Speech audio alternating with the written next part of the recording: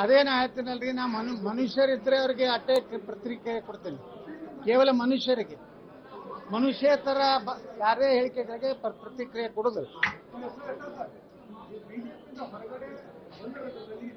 ರಾಜ್ಯ ಪ್ರವಾಸ ಜಾಸ್ತಿ ಆಗಿದೆ, ಹಿಂದೂ ಪರ ಸಂಘಟನೆಗಳ ಕಾರ್ಯಕ್ರಮದಲ್ಲಿ ಭಾಗವಹಿಸಿ ಜಾಸ್ತಿ ಆಗಿದೆ.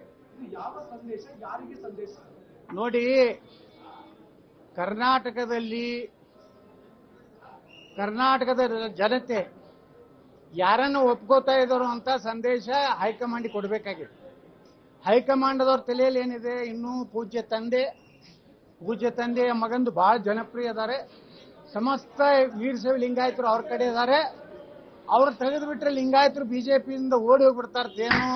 ಪೂಜ್ಯ ತಂದೆ ಮತ್ತು ಪೂಜ್ಯ ತಂದೆಯವರ ಮಗ ಏನು ಅಮಿತ್ ಶಾ ಅವ್ರ ಮುಂದೆ, ನಡ್ಡಾ ಅವ್ರ ಮುಂದೆ ತಂದೇನು ಓದು ಕೊಟ್ಟಿದ್ದಾರೆ, ಅದನ್ನ ಬಟಾ ಬಯಲು ಮಾಡಲಿಕ್ಕೆ ನಾನು ಪ್ರವಾಸ ಮಾಡ್ತಾ ಇದ್ದೀನಿ. ಅವ್ರ ಹಿಂದೆ ಯಾರೂ ಇಲ್ಲ. ಈಗ ಲಿಂಗಾಯತರು ಇಲ್ಲ, ವೀರಶೈವರು ಇಲ್ಲ, ಹಿಂದೂಗಳಿಲ್ಲ, ಬಿಜೆಪಿ ನಿಷ್ಠಾವಂತ ಕಾರ್ಯಕರ್ತರಿಲ್ಲ, ಬಿಜೆಪಿ ಯಾವ ಹಿರಿಯ ನಾಯಕರು ಅವ್ರ ಹಿಂದೆ ಇಲ್ಲ.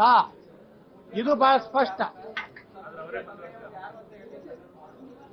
ನಿಮ್ಗೆ ಗುರ್ತೈತಲ್ರಿ, ನೀವು ನೋಡ್ರಲ್ಲ, ಒಂದ್ 2-3 ಪೋಕ್ಸೋ ಪ್ರಕರಣ ಆಗ್ಯಾವ, ಅವ್ರೊಳಗೆ ಒಬ್ಬರ ಅದಾರ. ಅವರೇ ಅಧ್ಯಕ್ಷರಾಗಿ ಮುಂದುವರಿತಾ ಇದಾರಲ್ಲ ಸರ್, ಅವರೇ ಅಧ್ಯಕ್ಷರಾಗಿ ಮುಂದುವರಿತಾ ಇದಾರೆ. ಈಗ ನೋಡು, ಈಗ ಬತ್ತ ಕಾಲದು. ಈಗೇನು ನಮ್ಮ ಇವ್ರು ಕೇಳಿದಾರಲ್ಲ, ಈಗ ಗುರ್ತಾಗ್ಲಕತ್ತೈತೆ ಹೈಕಮಾಂಡಿಗೆ. ನೋಡ್ರಿ, ಮೊನ್ನೆ RCB ಚರ್ಚೆ ಆಯ್ತು ವಿಧಾನಸಭೆ. ನೀವೆಲ್ಲ ಮಾಧ್ಯಮದವ್ರ ನೀವೆಲ್ಲ ನೋಡಿರ್ಬೋದು. RCB ಚರ್ಚೆ ಆ ಕಾಲದಲ್ಲಿ ಒಟ್ಟೆ ಪೂಜ್ಯ ತಂದೆಯವ್ರ ಮಗ ಒಳಗೆ ವಿಧಾನಸಭೆದಾಗ ಕುಂಡಿರ್ಲಿಲ್ಲ. ಯಾಕೆ ಕುಂಡಿರ್ಲಿಲ್ಲ?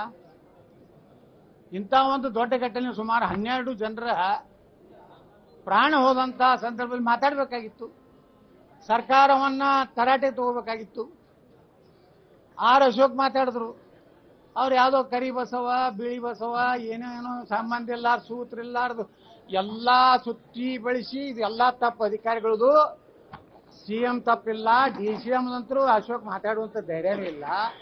ಮೂರನೇದು ನನಗೆ ಗೊತ್ತಿಲ್ಲ, ನಾನು ನೋಡಿ ಕ್ರಮವನ್ನು ಕೈಗೊಳ್ತೀನಿ ಅನ್ನೋಂಥ ಪುಣ್ಯಾತ್ಮ ಗೃಹ ಮಂತ್ರಿ ಬಗ್ಗೆ ಟಾರ್ಗೆಟೇ ಮಾಡಲಿಲ್ಲ. ಅಂದಾಗಿದ್ದು ಅಡ್ಜಸ್ಟ್ಮೆಂಟ್ ಅಂತ ಅನಿಸ್ತಾ ಇದೆ ಕರ್ನಾಟಕದಲ್ಲಿ.